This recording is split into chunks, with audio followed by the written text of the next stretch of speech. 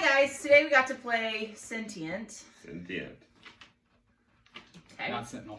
Exactly. So, an overall So, gameplay. basically, this is a game of math and logic. It's not advanced math, so you don't need like a PhD or anything. But you're basically you're having a tableau of cards. I can't reach the cards, so I can't display things. But these cards are have different types of categories. Like this is service, and we have military and different information, transport, different categories that will score bonus points at the end of the game. You have a logic statement on it, though, that you have to meet. So this one says 7 minus the higher of your 2 dice that are on either side.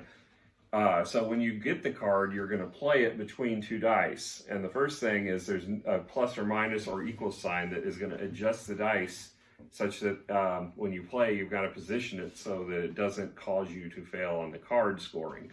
That would be a good one to go there.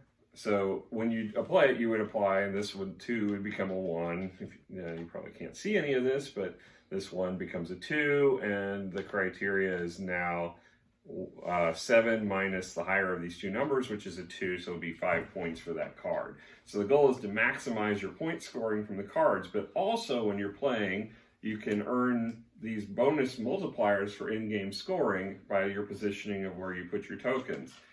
And there's quite a bit of strategy in playing, deciding when you're going to place your little bonus modifiers, and you can use them also to cover up the icons so you don't adjust your pluses or minuses on your dice. So there's a lot to this game for being what little there is in the box. But we can, I think that kind of at a high level probably confuses everyone. But, that's basically the synopsis of the game. I wouldn't be able to play the game off that. I wouldn't either. Yeah. So, all right. Of course, we couldn't play it. That's and we true. actually had the full row. So, Yeah. all right. So, as far as quality of pieces, normally you're the one introducing this, and I feel really stupid for introducing because I always get lost. So, obviously we go into quality of pieces. So with the quality of pieces, there are several wooden meeples, not your standard meeple. They actually look like a person, and we'll insert a picture for you guys to look at. And then also the bonus type wooden tokens are just this circle with little grooves. And then you've got these square pieces to signify what player turn order. And then you also have some really neat looking dice that are color coded based on where you place the dice, and they have a really cool tech theme to them. And then the overall, then you have these, I think, really good quality cards that are, again, space tech theme. And then you have cardboard money. So nothing too fancy in any of this. I think the fanciest component would be the dice. But other than that, I think it's okay. It's good. I think it's all really good except the money. Yeah. And I just realized we got this far and we did not introduce our guest commentators, Heather and Alan. Hello. Our friends that are visiting with us to entertain us with this game. Actually, we're entertaining them. It's our game, but either way. So, I would agree. The dice are really cool. Just the little iconography on it of little tech looks really neat. The futuristic theme we'll get to in a little bit, but yeah, it blends well with that. Cardboard money is kind of but it functions. It made it hexagon, which is apparently the future of money. So any tech game you get or something that has hex pieces on it, and it's like, oh, that's what apparently we're going to be switching to in the future. So You just haven't accepted it yet. I just haven't. I've not been assimilated. That's right. He never will be. They don't want them. So what did you guys think about the quality of pieces? Is there anything that you find severely lacking, or? No, I think everything, it's, like I said in multiple games, it's functional. So it does the job, and it does it well. So nothing over the top. So what would you guys rate it, giving it a score? For the quality of the pieces? Yeah, we usually What's our score scale? from 1 to 10, and I try to use Catan as my basis for my central point. So if it has nicer pieces than Catan, I would It's evaluate higher than a 5. 5 is the, what I mark. But as Catan one. doesn't Enhanced even have from- that I've only great. played that one time. Catan doesn't really have that great of pieces. It doesn't have that great of anything, but I still put it as the middle. I like it, but If Catan's middle of the road, then this maybe gets a 6. I disagree. I love the dice. I think it at least gets a 7. I think the artwork on. Talk about the artwork at the same time. We're not there Artwork yet. is separate. I generally put artwork Artwork theme. is- Okay, Yeah. well, I think that these are really quality pieces, except the money. So the money really knocks it down. So I would have gone, then money takes it back down to a 6. Anything compared in my mind, I compare it to the money and Stonemaier games, and there's just no comparison. Well, yeah, I'm going to go a little bit higher just because the cardboard or the player boards are good quality, thick cardboard. The seams go together well. Yeah, I mean, They stay everything together. fits together. The dice are nice. I'm going to go with 7. I'm with Rob on this one. I mean, there's nothing super exciting, but the dice to me set it up a little higher. The cards are good stock. They're good quality. I mean, we've played this several times without sleeving, and the cards still have held up really well. The wooden pieces are cut custom. Some of them are all a little off kilter, but not badly. They're unique, But just they're like unique. individuals. They are. They're unique And individuals. they're strange shapes. You don't typically see Right. these shapes, which is kind of cool. I mean, they're trying to obviously make anything different is apparently tech in future. So, but yeah, I mean, I think it's all done well. And the cardboard money in this doesn't bother me as much because it does have a function being shaped the way it is to fit underneath these bonus things, so it doesn't bother me as much as normally cardboard money does. So I'm going to go with the 7 on this one. I agree with the 7. I think, like you said, the cardboard components do fit together well. Mhm. They're not misshapen and it's not clumsy. So I do want to give that a point. So I think there was some thought beyond just your basic components. So I will give it a 7 for that reason. I do want to take a time real quickly before we move on to the next category to point out this game is out of print. You are not going to find it easily. It is accessible through like eBay or different channels like that, but it's not easy to find. As a matter of fact, Heather was really hoping to find it still in print. I bought it and gave it to someone as a gift, and now I regret it. I don't even know if they've ever played it. So it's not something you can just go down to the store and say after you've seen this review and say, oh, I want to go out and get that. You're not going to be able to find it that easily, but it is available out if you look around. Which is unfortunate because it's not that old of a game. Yeah, it's not. I mean, hopefully they'll reprint it at some point, but And Renegade's pretty good about that. yeah. So the next step that we always talk about is theme. So before we do that, I'd like to give the credits because I think yeah. that it goes with theme. So the designer of Sentient is J. Alex Kevern. I'm assuming I'm pronouncing that correctly. The artists are Anita Osborne, Chris Ostrowski, and Gordon Tucker. And the game is classified as area majority, dice rolling, and set collection. You sure you have Gordon Tucker right? I got that one. Okay. I might have messed the Ostrowski one, but Tucker, bam. It's the name of my dog, too. So, I got that one. Your dog invented the game? No insult to Gordon. So, Oh, okay. but Tucker's pretty cute, too. Yeah. All right, so theme. I think the theme is very space or futuristic, not necessarily space, but futuristic city building. And they did keep the theme in the art, in the dice, in the money components. Does it have anything to do with gameplay? Absolutely not. But they did stay consistent throughout the game. They did, and the colors are really pretty. I mean, these are very pretty. you don't see these colors of dice. I mean, yes, you get reds, blues, greens, occasionally the purples, shades but of it's them. the shades. These are very appealing colors to me. I mean, they're not common, and even the tiles, which are slightly different, but they're pretty close, but they're still pretty shades. Of all of these are really beautiful shades of those colors. The only one thing that I have as a complaint, and I guess I should have filed under theme here because it impacts the gameplay a bit, is they tell you to shuffle these base tiles, which is fine for these because they're all gray on the back. But these other side, you're supposed to shuffle. These you really don't have to shuffle these. These are the same. These are different. but they made the backs all custom colors. So when you shuffle them, you can't hide them such you have that to you do it don't. under the Yeah, table you or have to do it under the table. There's no way to shuffle these and not see what colors you're getting, because on the back they're the same. But these are the ones that you really are supposed to shuffle.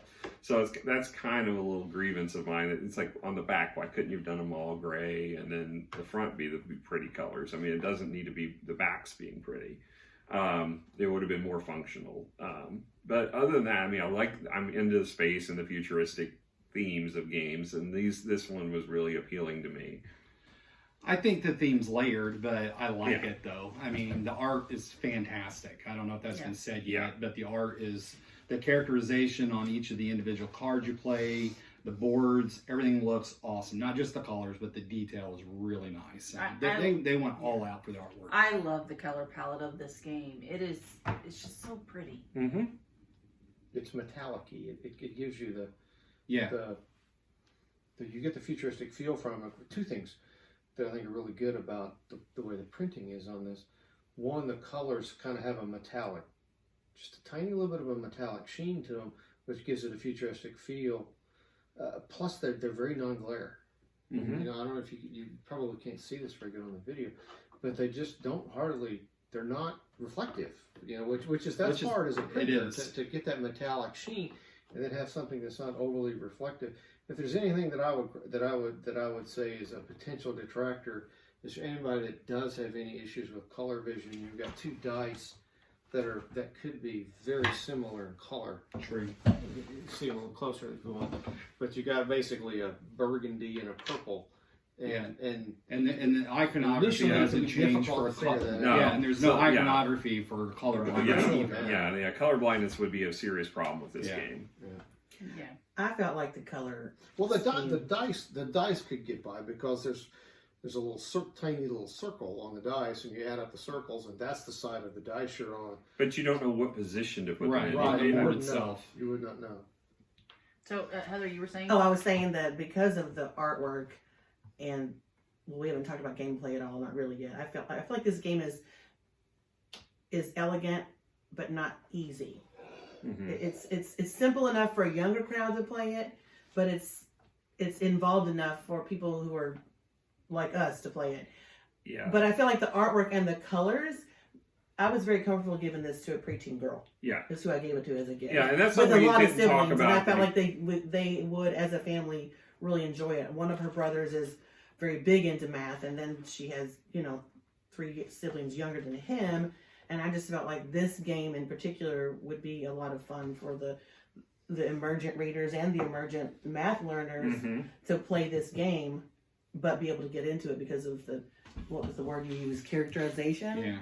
I don't know. I think this is a really fun game. Yeah. No, I mean, I think we normally talk about the difficulty, and I would say this is not, I wouldn't call this an entry level game. It's not straight up an entry level game, but it's close. It's right. It's something that you can give a novice gamer. It's a gateway game, I feel. But it really, it's a novice logic or a novice math person too. It's not something that requires a lot of it, but you have to understand how things add up, and you can put in variables, if you will, to get this to you work. can use it as an educational. So it's almost like a beginner algebra. Mm-hmm. You know. Honestly, my daughter's 6, and we're doing some of this greater than equal to finding numbers to match. So she could actually play this game and learn from it.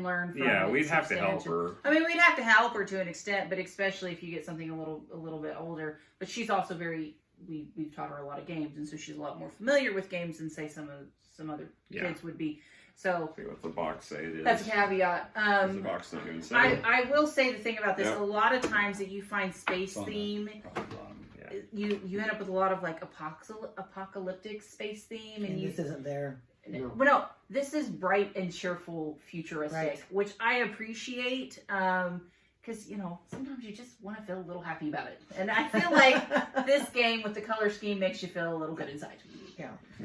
Instead of all like, We're not all gonna You're die. so pretty. Yeah, pretty much. I mean, it has military as a category, but even that is just a robot, and it's not really attacking anything. So it doesn't, give you the feel of like this is like a post-apocalyptic world or anything like that. Ultra violent. It looks like a civilized society. It's just robots, a lot of it, and That are aliens. sentient. Yeah. Yeah. See what you did there? See what I Uh-huh. So impressive. So impressive. Did Tucker help you with that? He did. He's pretty smart for a doll. So, score for theme. Put a number on it. I'd give it an 8. 3-8. Maybe I could maybe be persuaded to 9, but I think it's an 8 just solid because the theme, since it is layered, it doesn't help play the game. Right. And so I think if the theme pushed the game mechanically, I would give it a higher score. Yeah. I totally agree with that. I feel like 8 is good. It's consistent. It's pretty. But, like you said, it doesn't drive the gameplay any. Right, it's not Yido. Right. Yeah, and I normally wouldn't give an 8 for if it's not incorporated in the game somehow. But I think with this one, because it's such an appealing look and it is novel, I'll give it an 8 as well. Okay, so the next we talk about is rules. So the rules on this has been a long time since I've read them, but that's because I didn't really have a need to, because they were actually pretty good. It's a pretty straightforward thing. The hardest thing is actually the logic of the cards, just understanding the symbology and figuring out the cards and The not iconography works making really sure well. you don't miss a plus or a minus sign or something on Like it. I did in round 2. Yeah, because the game is very simple to play. I mean, there's not a lot of rules to it. You take a card, you decide how much you're going to wager, in essence, towards that card, as far as trying to get the bonus tokens, and how much you're going to reserve your bonus tokens for if you need to adjust your pluses or minuses. And you position it underneath your dice and adjust your dice, and your turn's over. And then once per round, you can pass your turn. You ultimately have to at least once per round, such that that determines turn order for the next round. And that's all there is to it. At the end of the round, you score your cards that you managed to complete successfully based on their logic condition, and you get bonus points from or you get your bonus tokens or chips at the end based upon your position on how many of the things you wagered in towards each card. And then at the end, there's a final scoring where you get the value of your cards times the number of the multiplier times the number of the bonus tokens you were able to get for that given color of card.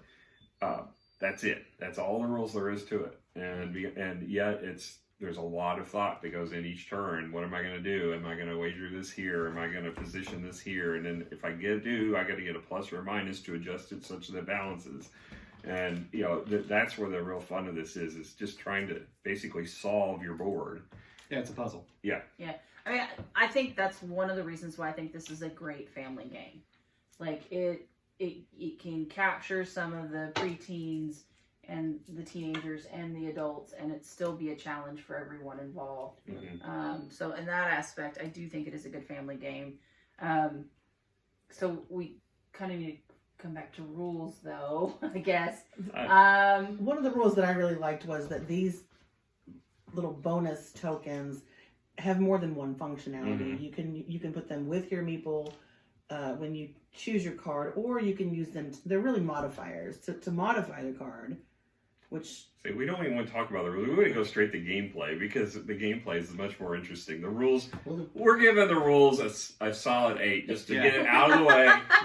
We're going to talk to gameplay, because that's what we're on. That's what we're sorry. interested in. No. I was doing the same. Yeah. The Easy fact to is, learn, easy to master, but then when you get to gameplay, difficult. Yeah, the rules. It's And not I think playing that's the a game. big It's not thing about difficulty whether or in not a playing game the is game. good. The difficulty is in determining, trying to which card is going to do you the best, because you're not only picking a card that's going to go in a position, you have to consider what's on either side of it, how that's potentially can modify the dice. And will that next one come up? So you really have to be, you've got to be looking a couple of 3 steps ahead sometimes. Without knowing what's coming up. Without knowing what's coming. So there's the luck factor. there is a random factor there where sometimes, I had one where everything scored and maxed it out, and then I had one where I think one card scored during a round. So a lot of it just very much depends on what cards come up at what time for you. But nevertheless, you can still be thinking about, okay, what's there. You kind of can be planning, and you can be looking at multiple play angles depending on how cards are going to come out. So my question is, did you guys enjoy the gameplay? Oh Yes. So one thing I always like about a game is how quick it plays. Because I think if a game plays quick but good gameplay, it's going to go a lot higher of a score for me. Because not only is it fun, but we can get it knocked out and play another game. So it's like win-win. And so I like the fact that even though AP can be a factor in this, it's still played pretty quick. And so I like that. So good strategy. And see, I'm the reverse. I want the game to last if I'm enjoying it. So I don't like shorter games typically. Small box games like this turn me off. When I see a small box, immediately I'm like, oh, it's not something I want. And now we know why Randy's sparing in properties. But You did it for the long run. That's right. Yeah. So I got to be long in something. So as far as the small box games, they don't generally appeal to me. But when I saw the theme of this one, I wanted it, and when I got it to the table, I was glad I took the time on this one. Yeah, and the thing is we've gifted this game to a lot of different people because once they've experienced it. But well, my parents. Yeah, we did. We introduced it to Heather. I mean, so yeah, I think we did give it to Heather, and then she gave it to You were someone else. No, I bought it. Ah, okay. I bought it. no. Okay. But the thing is we've introduced I this know to a you lot give of people that I don't like. Now, we've introduced this to a lot of different of our friends. They've really enjoyed it. They've either picked it up themselves or we've gotten it for them. This is a good, solid game that a lot of people have ended up adding to their collection. And I think that is something to consider as we give our scores, is that there's a lot of playability with a lot of different groups of people, and that should be considered. And I think it's enjoyable for a lot of different crowds. Is it anyone's favorite? No. But is it a solid game for a lot of people? Yes. Should you have this on your shelves? I feel like you should. I think so. Yep. So I would give this, gameplay-wise, an 8, just because of how many people ended up enjoying it. It is not set for a particular group. It has such a wide range of enjoyment. Yeah, I mean, if you just got 4 people too, say like in our situation tonight, where we had 4 when we were waiting on somebody else to show up. This is only a 4-person game, but it only takes several minutes at most to set up, and then we broke for dinner in the middle. But we could have played it in what, 45 minutes? Oh, yeah. Easily. Oh, yeah. Easily. So it's a game that plays fairly rapidly, and it's, if you're just in essence killing time until maybe the rest of the group got there. Yeah. So what's your number? Oh, good, solid. What are we rating again? On a What scale the- of Just 10? overall gameplay. Oh, 8.5, maybe even 9.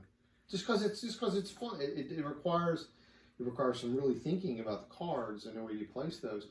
But the rest of it's just kind of fun. It's you don't have to think about the rules. Right, but it's not simple where it is what it is, and it's not like playing Rummy where you just, this is the card. You do have to think. But you don't have to think about how, like, the rules Right. itself. You You're don't think thinking about about gameplay. You're You thinking don't think about about how rules. you, Think about the strategy of the cards, and you can focus on that piece. You don't have to, on the strategy of how the cards are used, and then where you're trying to select cards to achieve the bonuses. You don't have to be thinking about, now, what's step 2, what's step 3. None of that matters. It's easy. I mean, I played this game 3 or 4 times. And I've never even once touched a rule book. Never had to, and that's probably one of the few games that I've done where I can say that. So what score did you give it? I'm tempted to give it a 9. I love games that have a broad age range of playability. When we were able to do game nights regularly, our game nights were family game nights. I had games for 3-year-olds in my home. And a 3-year-old's not going to play this, but this is a game that I feel comfortable sitting down with friends of mine who have kids in college and kids in elementary school. I introduced them to Azul, and they play it all the time. And she's like, now what should we play? We're getting a little bit tired of Azul. I'm like, well, first of all, y'all are playing way too much Azul. If that's possible. But I feel like this is a great post-introductory game. Like, okay, now you're tired of Azul or you're tired of Splendor. What can you do that you can get everybody in the house at the table at the same time playing, and nobody gets bored? Yeah, this is So the game. this is that game, and so I give it a 9. I love this game. Get Sentient, then they can get Lords of Waterdeep. Oh, for crying in a bucket! Well, this is no comparison to Lords of Waterdeep. Lords of Waterdeep is much, much better in my opinion. But I do enjoy. This is the first time I played Pay it. attention to the rules. No, I agree. I mean, stepwise, this is a good precursor step to. This is the first time I played it. I liked it a lot. I'd give it a solid 8. And what gives it a little bit of a bonus is we'll be able to screw Andy in a turn. That's always a bonus in a game. Yes, So. yes, very true. I had to be told to do that, but It was worth it. Absolutely. It is. Randy? Randy, what's your score? I am going to give this a solid 2.